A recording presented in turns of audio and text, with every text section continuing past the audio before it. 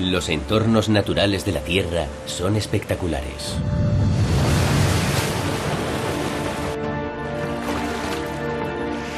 Sin embargo, hay una especie que nunca aparece en las imágenes. Nosotros. Soy el Dr. M. Samyam. Como científico y conservacionista, he dedicado los últimos 25 años de mi vida a estudiar y proteger la vida salvaje. Espera.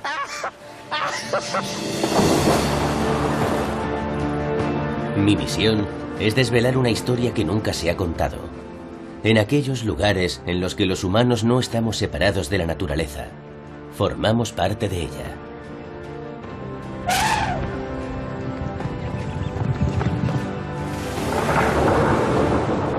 Y en ninguna circunstancia dependemos más de ella que cuando necesitamos saciar nuestra sed. Hemos aprendido que si destruimos los cursos del agua, todos podemos sufrir las consecuencias. ¡Qué calor, tío! Voy a desfallecer. Pero en este viaje estoy descubriendo que si cambiamos nuestra perspectiva, podemos restaurar el ciclo natural del agua. ¿Veis esto? Los resultados pueden ser espectaculares.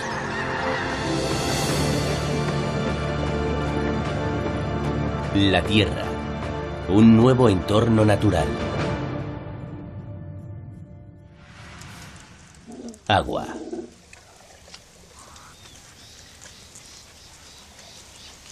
En el norte de Kenia, durante medio año, llueve muy poco o nada. En la estación seca, los animales se enfrentan a una dura realidad.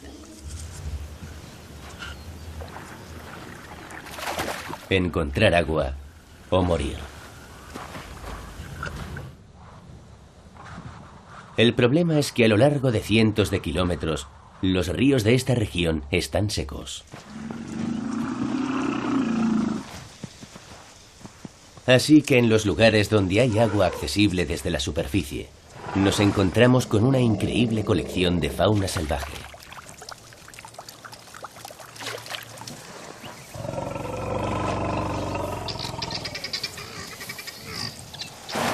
El agua es vital, y cuando se trata de beber, incluso los enemigos más acérrimos declaran una incómoda tregua.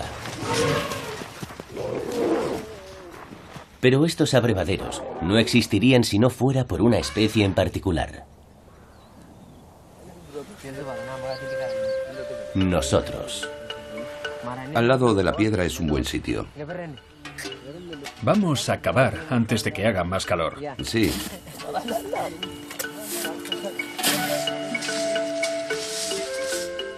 Desde hace siglos, algunas personas como estos guerreros samburus conocen el secreto.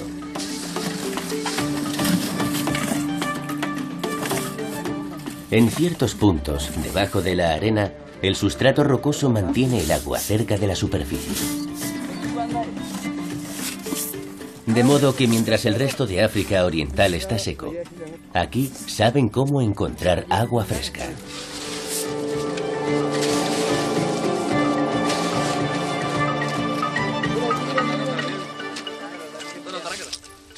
Estos pozos no son para las personas.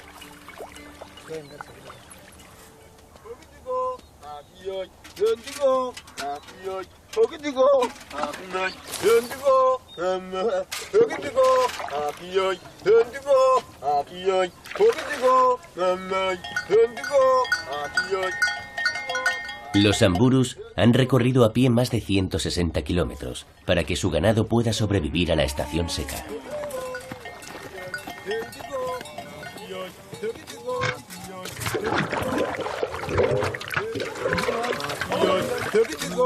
Es importante organizarse bien, si cuentas con múltiples pozos y en ocasiones cientos de vacas. De manera que cada pastor gestiona su propio pozo y canta su propia canción.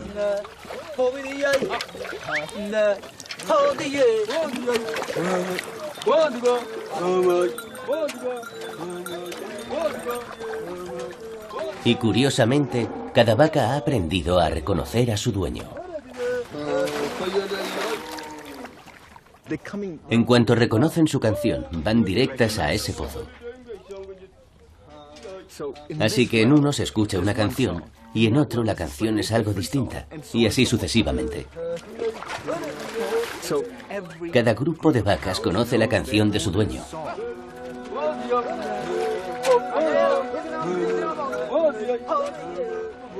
Tienen buen oído.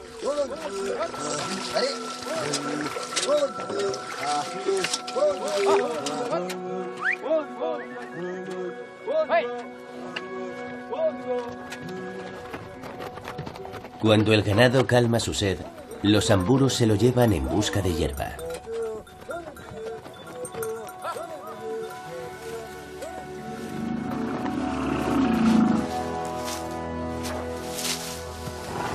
Una vez que se han marchado, los animales salvajes ocupan los pozos.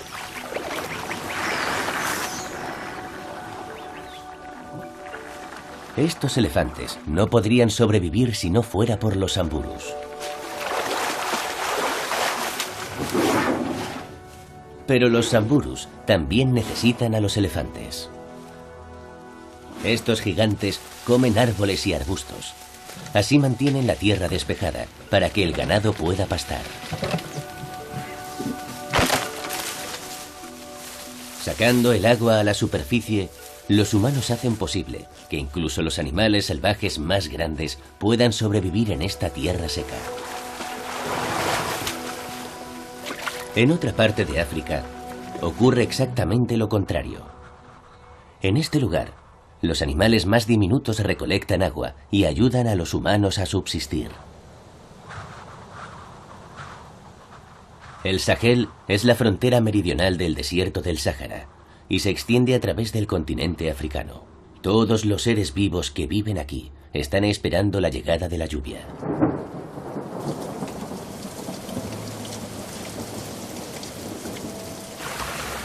El agua tiene sus ciclos. Hay un tiempo en que es abundante y otro en que está ausente. Pero en el Sahel no siempre es así. En los últimos 50 años, debido al cambio climático y a una deficiente gestión de la tierra, el desierto ha engullido grandes extensiones del Sahel, causando grandes hambrunas.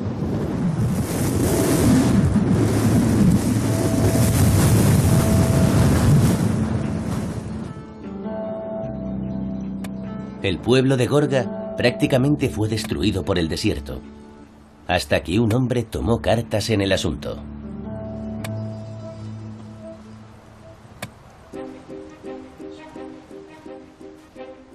Yakuba Saouadogo no es ningún científico. Sin embargo, lo que ha logrado ha asombrado al mundo. Ha frenado al desierto.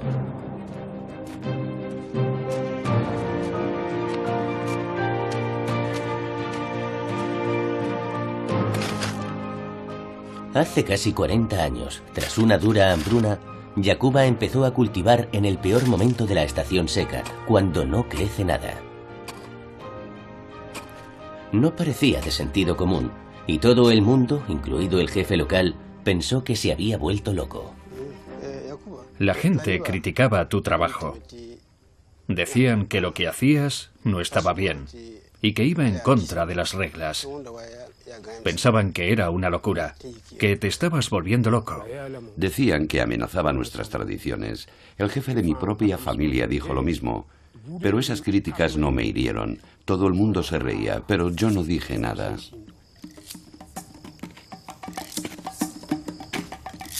El joven Yakuba se dio cuenta de que antes de la llegada de las lluvias tenía que estar preparado para recoger la mayor cantidad de agua posible. Picando la tierra dura como el hormigón, Yakuba excavó varios agujeros y los rellenó con excrementos y basura. Sin saberlo, iba a contar con un inesperado aliado.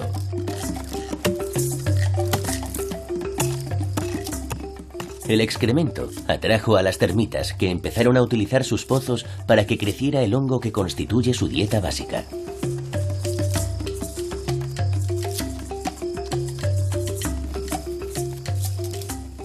Y al hacerlo, excavaron una red de pequeños túneles en la tierra, que ayudaron a Yakuba a cumplir su objetivo. Cuando llegan las lluvias, los túneles de los nidos de las termitas retienen el agua e impiden que se pierda. El agua entra en los túneles y se queda allí. Y eso enriquece mucho el suelo. Cuando por fin llegaron las lluvias, Yakuba luchó por retener hasta la última gota de agua. Construyó muros bajos para ralentizar la pérdida de agua de sus campos. Y en vez de sembrar solo grano, plantó también árboles. Pero los lugareños lo consideraban el tonto del pueblo. Tras años de burlas a causa de sus extraños métodos de cultivo, el trabajo de Yakuba por fin dio sus frutos. A lo largo de 4 décadas, los árboles que plantó comenzaron a atraer a los pájaros. Estos traían consigo semillas que hicieron crecer todavía más árboles.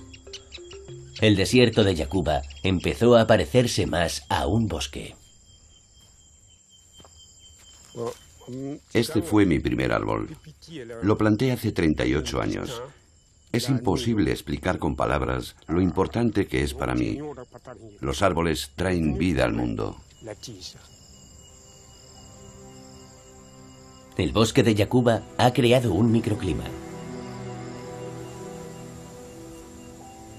Bloquea el viento y proporciona sombra. Y fundamentalmente eleva la capa freática, reteniendo el agua en la tierra.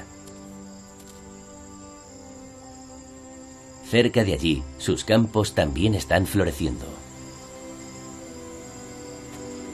Y ya no es el tonto del pueblo.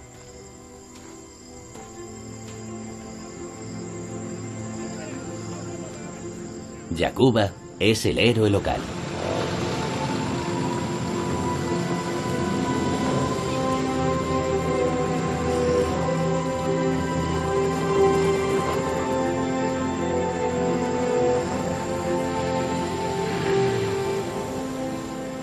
Durante la época de la cosecha, todo el pueblo se reúne para recolectar el mijo.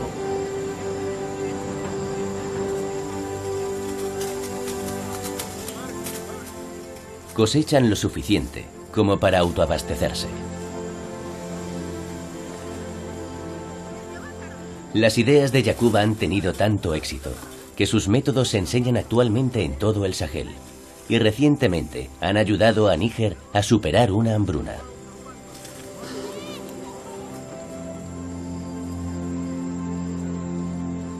Con la ayuda de unos insectos diminutos, un solo agricultor ha sabido aprovechar el ciclo natural del agua.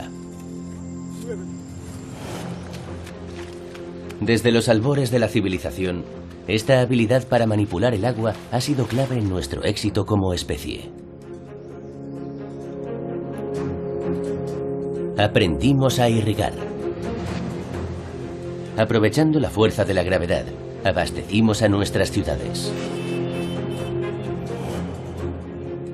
Y con el paso de los siglos, nuestro control del agua ha ido en aumento. Podemos utilizarla para suministrar energía a nuestro mundo. Podemos incluso mover ríos enteros cuesta arriba a lo largo de enormes distancias. Pero si ignoramos a la naturaleza y utilizamos demasiada agua para nuestro propio uso, puede terminar sucediendo un desastre. Como aquí, donde un uso agresivo del agua liberó fuerzas más allá de nuestro control y causó uno de los peores desastres medioambientales jamás provocados por el hombre.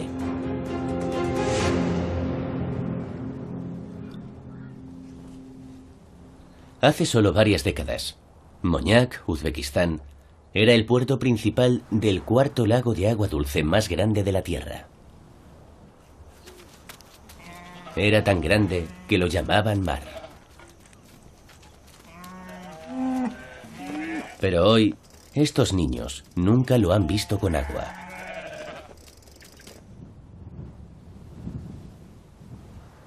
Lo que queda del lago se encuentra a 160 kilómetros de aquí.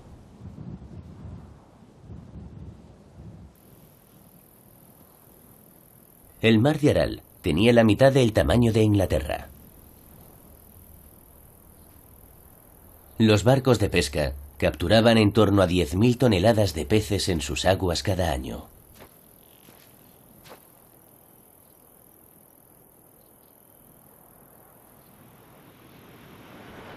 Para que un lago de ese tamaño desaparezca, deberían transcurrir milenios, no décadas. Pero entonces, ¿cómo ocurrió? Para tener una visión global, necesito averiguar qué ha quedado del agua. Y eso es más fácil decirlo que hacerlo. Los equipos de rodaje no son bienvenidos en esta antigua República Soviética. A ver, parece que hay un par de tipos ahí. Vamos de incógnito, como turistas. Sí, hay alguien ahí. Será mejor que escondas la cámara. Bájala. El gobierno del país es muy susceptible. Bueno, allá voy. De esto se trata. Y niega que obligue a niños en edad escolar a trabajar en los campos de algodón. Aquí está. Tengo una bola de algodón.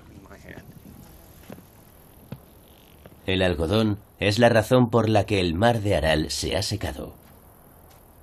En los años 60, los líderes soviéticos querían que esta región se convirtiera en el principal exportador del mundo de este oro blanco. Así que los ingenieros desviaron los dos únicos ríos grandes que nutrían el mar de Aral para convertirlos en canales de riego.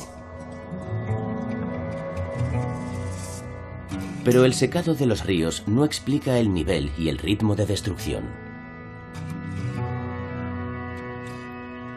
Liberamos otras fuerzas. Y la prueba debería estar en la orilla.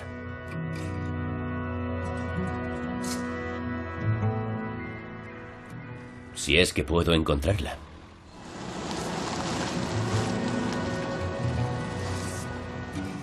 Nos estamos adentrando en el lecho de este lago seco, intentando llegar hasta el agua. Y llevamos horas y horas conduciendo en esta especie de llanura vacía y seca.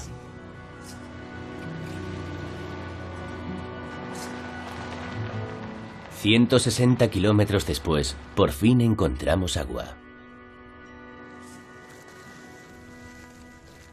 Vaya. Ese es el aspecto que debería tener. Toda esa tierra que hemos atravesado era así.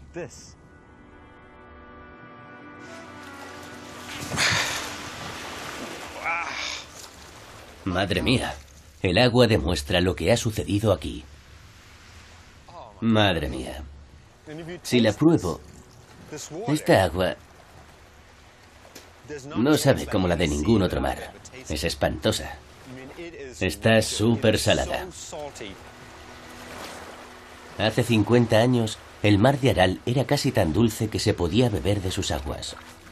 Hoy es 3 veces más salado que cualquier océano.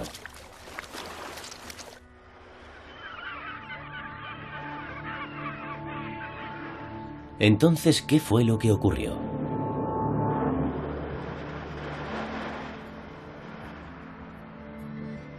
Fue la mano del hombre la que empujó literalmente al mar.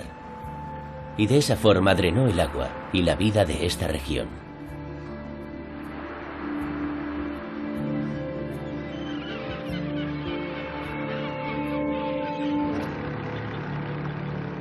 Todo comenzó en la década de 1970, cuando los ingenieros soviéticos desviaron los ríos para plantar algodón.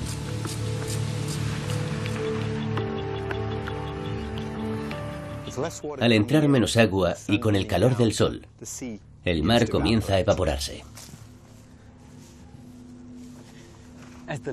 Cuando el lago comenzó a descender, todas las plantas de la orilla se empezaron a secar.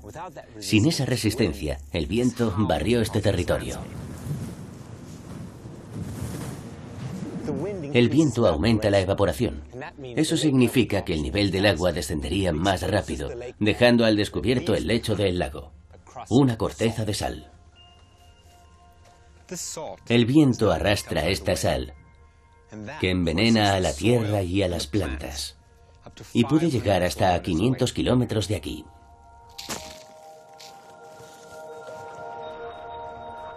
Y las cosas siguen empeorando. La reducción constante del lago provoca un cambio climático. Los inviernos son más fríos y los veranos más calurosos. El mar de Aral se encuentra ahora en una espiral de destrucción. Menos agua, más sal, más viento. De esta pesadilla ya no es posible escapar. Es asombrosa la cantidad de agua que se ha perdido en solo 40 años.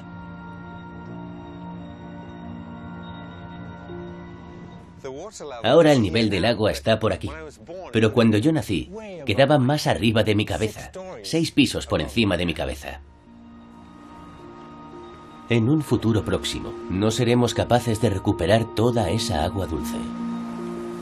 Y probablemente nunca volveremos a ver a los cientos de especies de peces, aves y mamíferos que desaparecieron, algunos para siempre.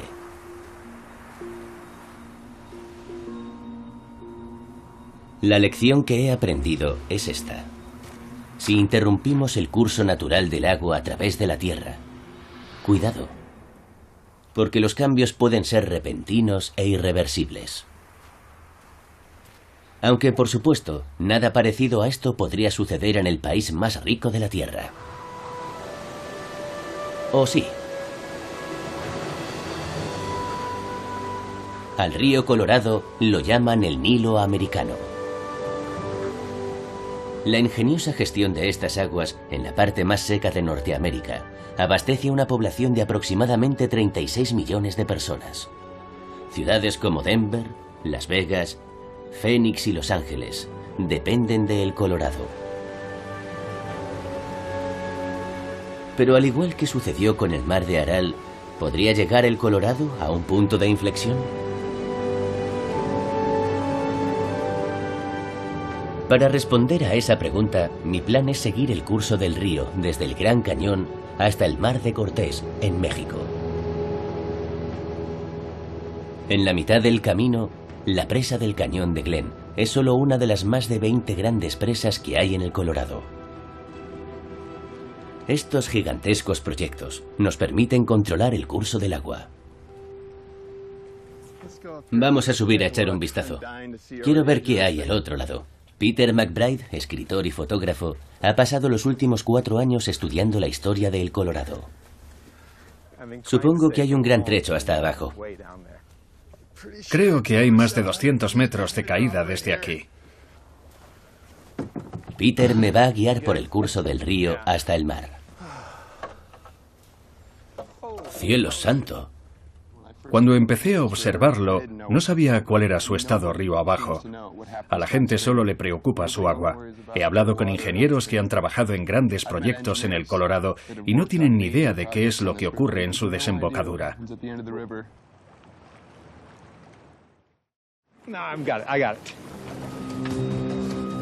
Mi misión es comprender qué impacto produce nuestro uso del agua en la naturaleza. Vamos a seguir el curso del río Colorado a través del Gran Cañón, hasta el Mar de Cortés, en México.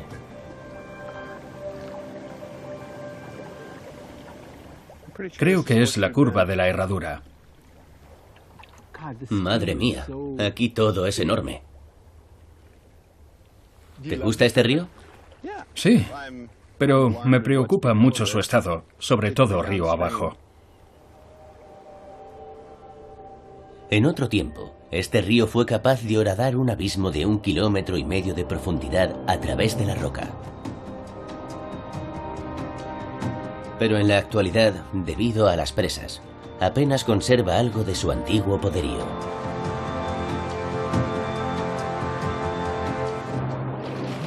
Recorrerlo en kayak es demasiado lento, así que vamos a ir en coche una parte del camino. Te presento a la bestia.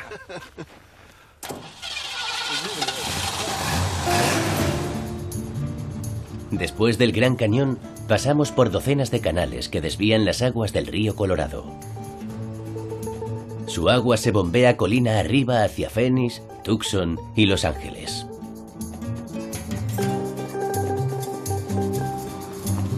Sin embargo, en el Valle Imperial descubrimos que gran parte de sus aguas se destinan a la agricultura. Ahí está el río. ¿Toda esa agua procede del río? Más del 70% se destina a la agricultura. El agua que vimos en el Gran Cañón ahora está regando lechugas. Esta zona produce toda la cosecha de lechugas de Estados Unidos durante el invierno.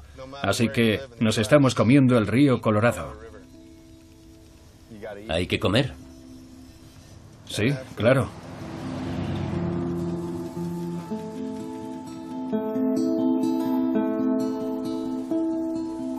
Gracias a la irrigación, podemos cultivar verduras en uno de los lugares más áridos de Norteamérica, incluso en pleno invierno. Es una brillante combinación de energía solar y agua. En esta zona se cultiva el 80% de las hortalizas de invierno que se consumen en Estados Unidos. Esto cada día pesa más. ¿Pero es posible que estemos desviando demasiada agua del río? ¡Madre mía! Cuando el río Colorado llega a México, el 90% de su caudal ya ha sido utilizado. Aquí es muy diferente. Cuesta creer que sea el mismo río. Fíjate, esta agua que parece tan limpia. ¿Sí? Dicen que cuando llegas No me lo digas. a la frontera ha sido utilizada 8 veces. No me lo cuentes. ¿Por qué me dices eso ahora? En serio, estamos en un lugar muy bonito. Vamos a ver, me parece totalmente inapropiado. Voy a probarla. No lo hagas. Sabe un poco salada. ¿En serio? Durante los siguientes 27 kilómetros, el río Colorado marca la frontera entre Estados Unidos y México.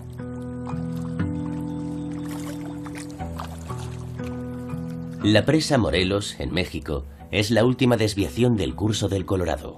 Ahí acaba, ¿no? Eso es el final. Eso es. ¿Por qué está tan bajo el nivel? Ya no hay más agua. Gracias a un tratado, México tiene derecho a utilizar el último 10% del río para su propia agricultura. ¿Llevas tu equipo? Sí. Más allá de la presa de Morelos, nuestras canoas son demasiado grandes para el exiguo caudal del río, así que las hemos cambiado por unas balsas portátiles. Todavía estamos a 150 kilómetros del Mar de Cortés. De verdad, me cuesta mucho creer que estemos en la parte baja del río Colorado. La mayoría de los ríos se agrandan al llegar a su desembocadura, pero en este pasa lo contrario. Se estrecha cada vez más. Hace 100 años, los barcos de vapor navegaban por este mismo canal. ¿En serio?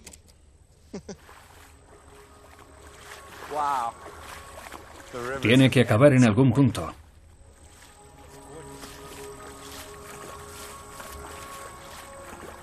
Mira eso. Parece que hemos llegado al final.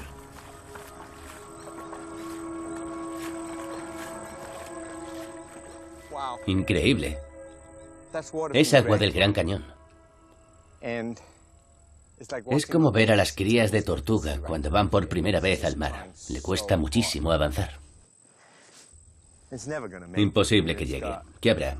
¿150 kilómetros? Algo más. 150 kilómetros hasta el mar. Imposible que llegue. De alguna forma es hermoso. La verdad es que me cuesta irme de este lugar. De repente siento como si el río fuera un ser vivo. Es como si estuviera tratando de hacer lo que ha estado haciendo desde hace millones de años.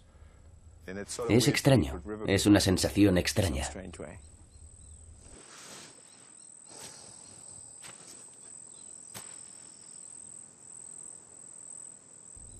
Bueno. Tal como estaba previsto, vamos a seguir el viejo cauce del río hasta el Mar de Cortés. Con agua o sin ella. Este fue una vez el mayor estuario de Norteamérica. Y mira ahora. Esta es la historia de una elección. Alimentar a una nación tenía un precio. Hace un siglo, había cerca de 8.000 kilómetros cuadrados de humedales en este mismo lugar. Era el hábitat de un sinfín de aves y mamíferos. Incluso los jaguares cazaban por aquí. En este delta, pescaban y cazaban unos 20.000 nativos americanos. Ahora todo se ha secado. Ha desaparecido. Lo que más me choca, como supongo que le ocurrirá a la mayoría de la gente, es que no sabía que esto es lo que hemos elegido. Si el Gran Cañón se secara, la gente se enfadaría, se indignaría. Sí. Sin embargo, esa misma gente no es consciente de que este es el mismo río. Exactamente el mismo. Y en cierto modo eso me indigna. ¿Cómo hemos sido capaces de llegar a esto? El río Colorado ha llegado hasta el mar durante 6 millones de años y desde finales de la década de los 90 no ha llegado ni una sola gota, ni una sola. Delante de nuestros ojos. Es cierto. ¿Qué calor hace? Es un horno. Lo que ha ocurrido aquí es deprimente. ¡Qué calor! No puedo ni pensar con claridad. Ya. Voy a desfallecer. Sin embargo, hay esperanza.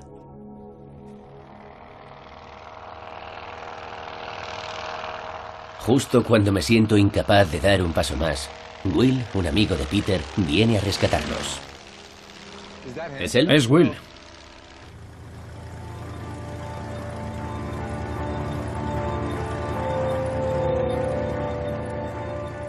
Y nos lleva a un lugar mágico.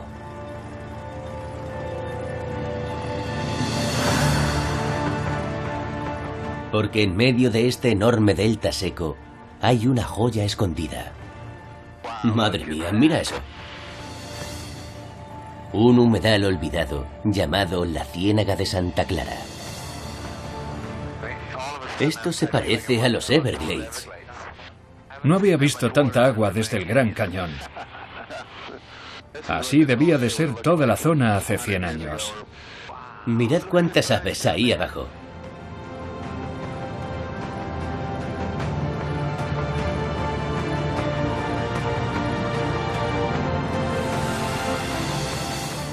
La ciénaga está formada por 16.000 hectáreas de magníficos humedales.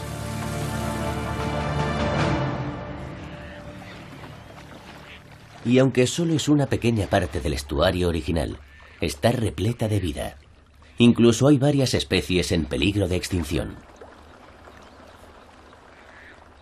Pero lo más sorprendente de este lugar es cómo se originó.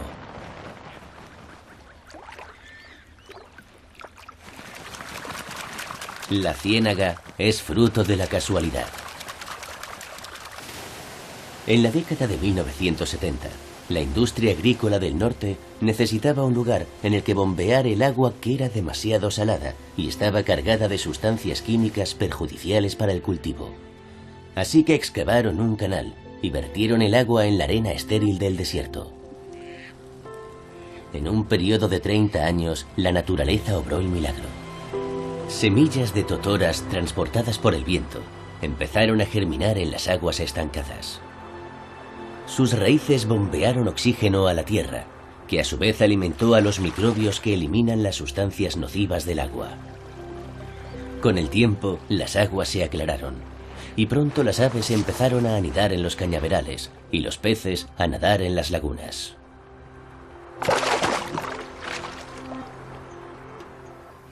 Es imposible no percibir lo que supone este lugar. Ante nosotros hay un sinfín de posibilidades. Si esto sucede por pura casualidad, imaginad lo que podría pasar con algo de ayuda, con un poco de previsión y de ingenio humano.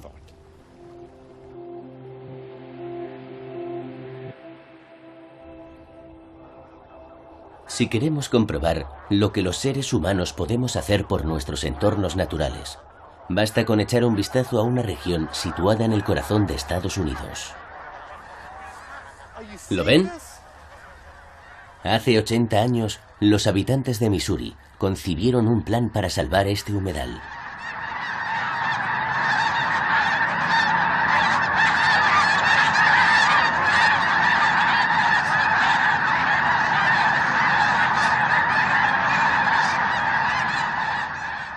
Hoy, los resultados nos permiten disfrutar de un espectáculo que se extiende por todo el horizonte.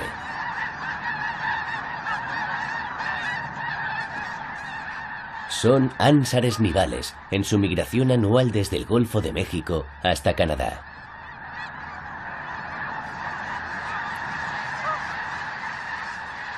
$1.200.000 aterrizan en el lago que está a mis espaldas.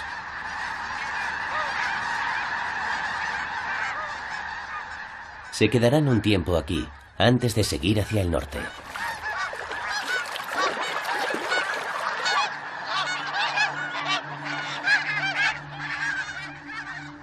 Sinceramente, todo esto que estoy contemplando aquí es uno de los espectáculos más grandiosos que he visto en mi vida.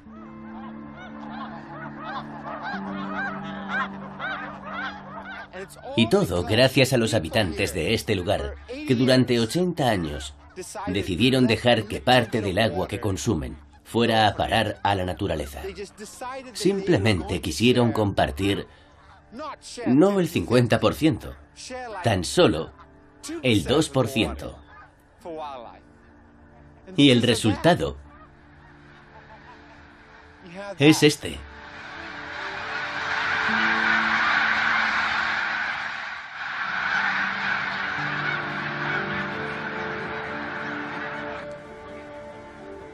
El Refugio Nacional de Vida Silvestre de Squaw Creek nació en 1935, cuando los ciudadanos de este estado pensaron que Estados Unidos estaba perdiendo a sus aves migratorias.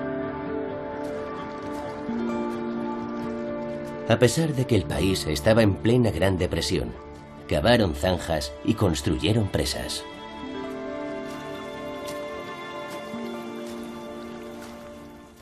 En cualquier otro lugar, este tipo de proyecto lo asociaríamos inmediatamente con la agricultura.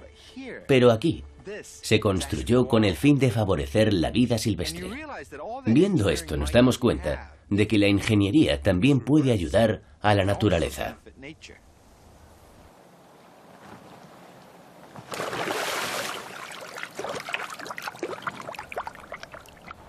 Una de las especies que más se ha beneficiado de estas desviaciones de agua es el águila calva.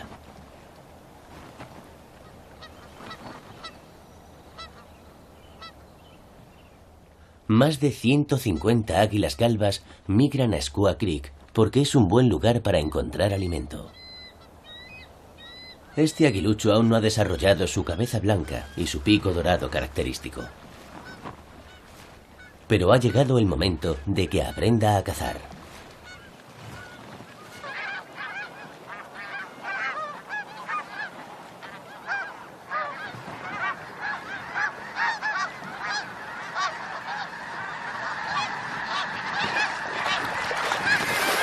En cuanto se acerca, los ánsares levantan el vuelo.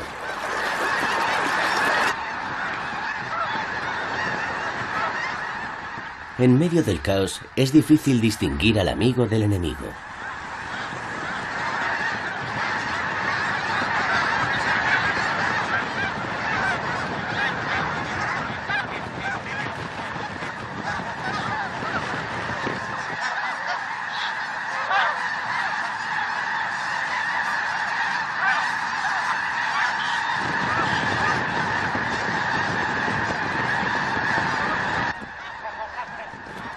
El joven aguilucho aprende a fijar un objetivo en particular. Es un combate aéreo.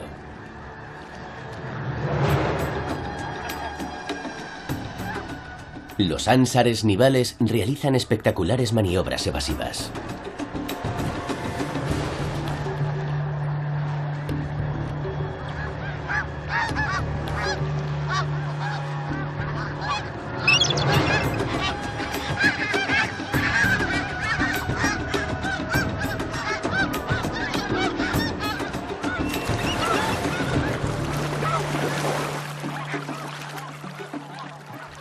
Este Ansar tiene un ala herida. Así que el águila aprovecha la oportunidad.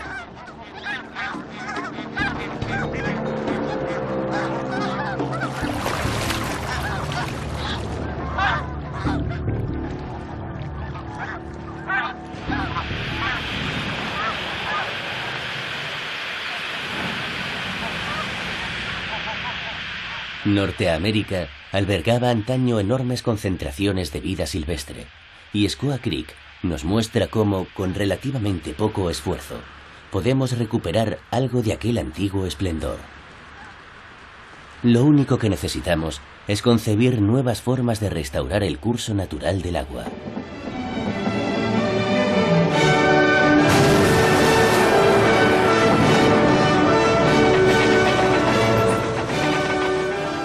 A lo largo y ancho del continente americano, hay presas que han dejado de ser útiles.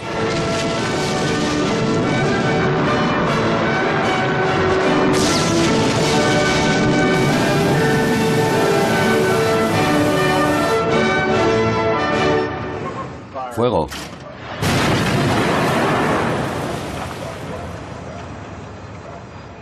Ahora que se han desmantelado, podemos volver a conectar los ríos con el mar.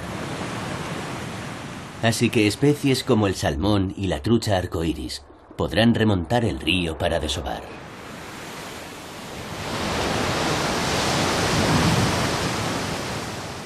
Y no siempre es necesario desmantelar las presas. Basta con cambiar de perspectiva a la hora de utilizarlas. En la presa de Glen Canyon, donde inicié mi viaje por el río Colorado, de vez en cuando sueltan agua para imitar las inundaciones naturales que se producen en primavera.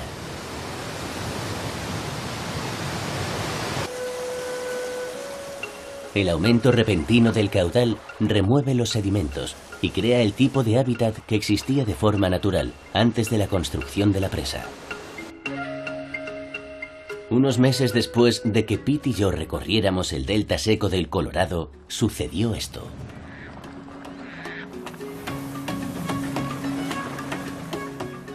Un grupo de conservacionistas convencieron a las autoridades de Estados Unidos y México para que permitieran una suelta anual de agua que fluyera por el río Colorado hasta la presa de Morelos.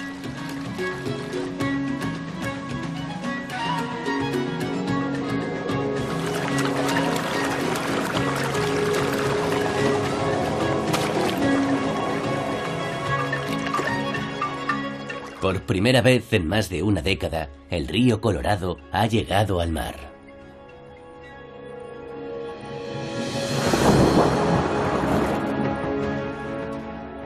He comprobado que si no somos cuidadosos con el agua, podemos desencadenar una espiral de destrucción. Pero también he descubierto que si compartimos nuestra agua con la naturaleza, podemos provocar una explosión de vida. Y eso me da esperanza, porque el agua no tiene por qué separarnos del mundo natural. Este puede ser un lugar idílico en el que todos podemos convivir.